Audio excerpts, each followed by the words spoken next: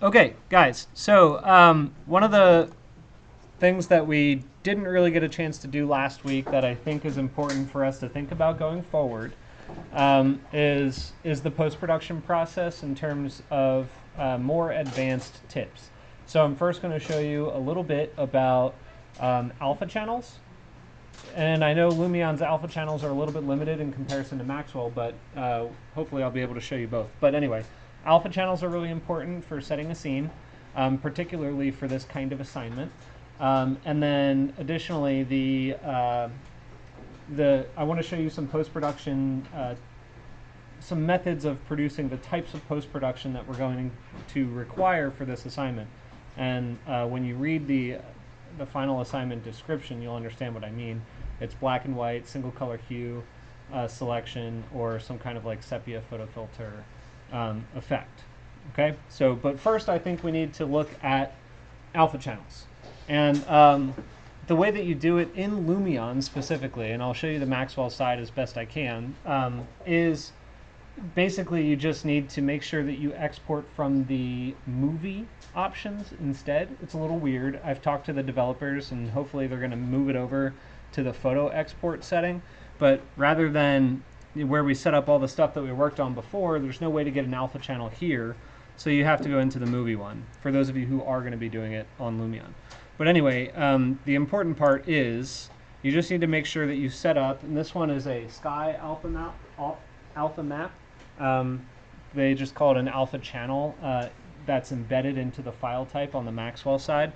But when you export that, all you have to do is just check where you're going to export it, say 10 there, and what you're going to get is that.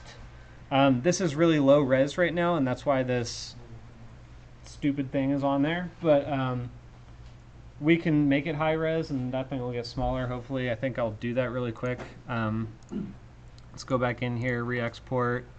Let's go to 1440. Let's call this 11. There we go. So it got a little smaller on that one. But anyway, all that does is take everything in your scene that is an object and it makes it black. And then it takes everything that's not an object and it makes it white. Now, why is this important? It's important because when we go into Photoshop, and let me just drop these things in real quick so that we can work on them. But where's my 11 image? All right, there we go.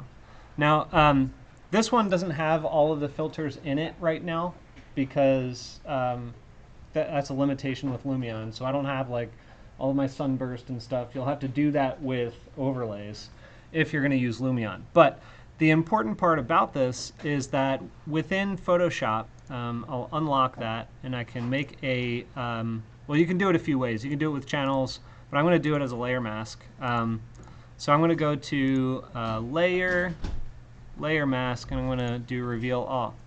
So with this, I can take that image and drop it inside the layer mask, which I believe I can do just by dropping it on like that. Oh, it just opened it. Never mind. Well, let me select it all then. Well, hang on. Do it this way. Let's drop it on here. And I guess this is going to make us do... Let me fix this up real quick on this corner. You guys will probably have to do this if you're using our educational license, but you can get rid of this for alpha mask purposes. You're going to have to rasterize this. So I'll go to layer and rasterize that image, and then I'll just paint that black. Okay, and I'll grab my lasso tool and I'll do the same thing. Oh, that's not black. Hang on. Paint it black. There you go. Okay. Then I'm going to do the same thing for the top side, and I'll just ever so carefully select that section, and then I'll paint that white. And there you go. I got rid of the watermark. Special, right? So the important part here is how the layer mask, the reveal all mask, is going to help us with the image. So there are a few ways of doing it. Like I said, you could do it in channels, you could do it in the actual alpha mask and just drop it in the layer mask and just drop it in, or you can select color. So I'm going to do select color range, And it should, let me grab black. I'm going to say select color range. Why isn't it selecting? Well, we'll just do it with this. That did the trick. That's the easy way. It's not the most accurate way, but it's the easy way.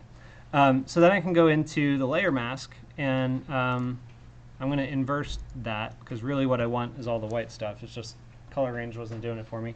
And without this layer on, what you can do is actually use the layer mask to remove material from this layer, even though the layer is retained. So if I paint it with, say, black, for instance, it just removes everything behind. And let me increase the size of my thing there. There you go. Just like that. Okay? So that's a way, that's an extremely accurate way, because the skies come in gradients, right? That's an extremely accurate way of getting rid of everything that happens in the background. So if for some reason we find ourselves in a condition where we're on another planet,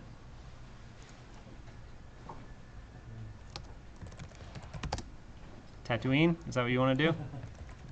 Well, Tatooine just has like a regular sky, doesn't it?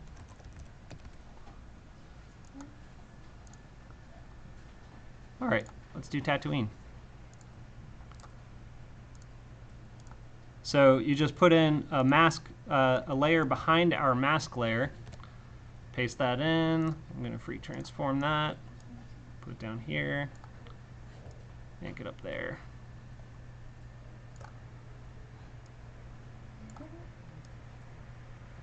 All right, there we go. Now our building is on Tatooine. Of course, we're going to have to do a few things to this to make it really right, I guess. And obviously, like, I have to clean up the corner of that thing. I need to make sure that I can change the color range of the mountain range behind it to something that's, you know, obviously, if it's on Tatooine and the sky is pink, it's going to want to have a pinkish hue to it. So I can add another layer. I can sample the sky color, and then I can fill over top of it. And then you can do a few things. You could just multiply with an opacity mask. Turn my numlock on. There we go. You can just kind of give it a pinkish hue. And, you know, there are things that you're going to have to do to supplement it, obviously. Like the way that the light is coming in is a little bit not correct. This edge would need to be cleaned up because it's a little too hard of an edge. So those things you can do a few ways. Let me go back into my mask. Let's grab my mask. What am I doing here? Hang on. I want this. I'll grab that. I'm going to get the inverse. And I'm going to do what's called a feather. So what feathering does is wherever that line is selected, it softens that edge by a slight amount. And I don't know what resolution I'm on, but I'm just going to soften the edge by 1 pixel. And then I'm going to go back into this, and I'm going to paint it black again, but I need to make sure I'm on. Why am I locked? Oh, because it's not on. That's why. There we go. So I'll soften that up a little bit. And it should help with some of the edges, not all of them. But anyway, so that's sort of one thing we can do to help set a scene that's not a typical scene. In most cases, you're probably not going to want to see a mountainous background. And in fact, if you're doing it in Rhino, you're not going to see the mountainous background. So you'll probably want to pick a point of view that makes a lot of sense. I think right now this point of view kind of works. I think our horizon's a little off. If anything, this really wants to be more like that. But I didn't have an image that was big enough for it. So let's see. Another thing we can do with this is we can play with a few different ways of color correcting. So these filters, and they're all right here under your layer properties. You can filter it a few different ways, and I'm not an expert at these, but cycling through will kind of give you an understanding of how they work for the most part. But you can lighten or screen, and color dodge just is a really crazy one if you're trying to do really intense colors in the scene. Color burn makes it a little bit darker. The ones that I typically use and what I would point you to are multiply, overlay, or like a hard light or vivid light. I think it was hard light. Hard light I sometimes use, but you're going to want to use lower opacity on that.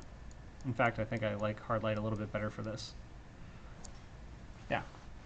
So, yeah, that's one of the ways we can start setting the scene using a layer mask with an alpha channel. The way that, so here's the difference between Lumion and Maxwell.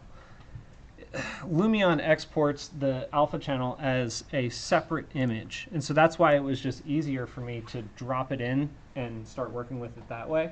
The way that Maxwell exports are going to do it, and it's everything but a JPEG. So your PNGs, your TIFF, Targa, that's a TGA, all of those file types that you save it as, they're going to have what's called an alpha channel here. Oh wait, hey, look at that, my layer 0 mask came in. That's weird. Did that do that before? Or was that what I just dropped in? If you drop toggle, then it'll drop all of them. I wonder if when I drop the other file in. All right. Well, anyway, so what it's going to do is it's going to show up here as an alpha mask right here in the file itself. So whether or not this is disabled, we can go into our alpha channel and turn it off like that as well. So let me turn off this layer and our background layer there. So I actually have this thing disabled right now. I think I did, yeah. So if I disable that, then the image is still up, right? But I go to my channel and I can turn on my layer mask, and it's already sort of pre-cutting it, but I don't know why it's red. Why is that red? I don't have any other layers on.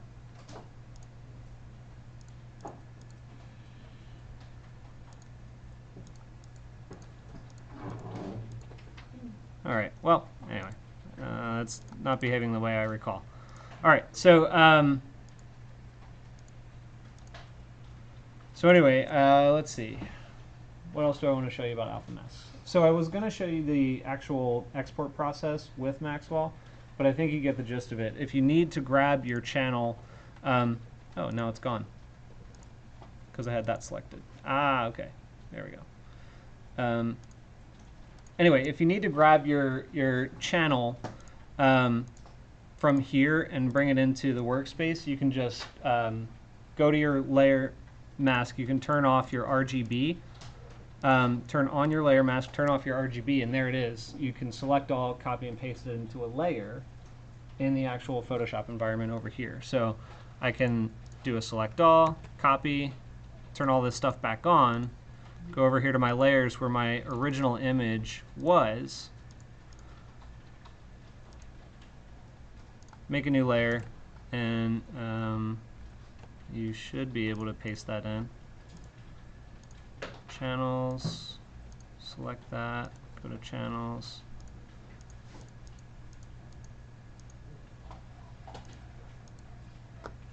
Or was it through this? I think it was through that. You can go into layers.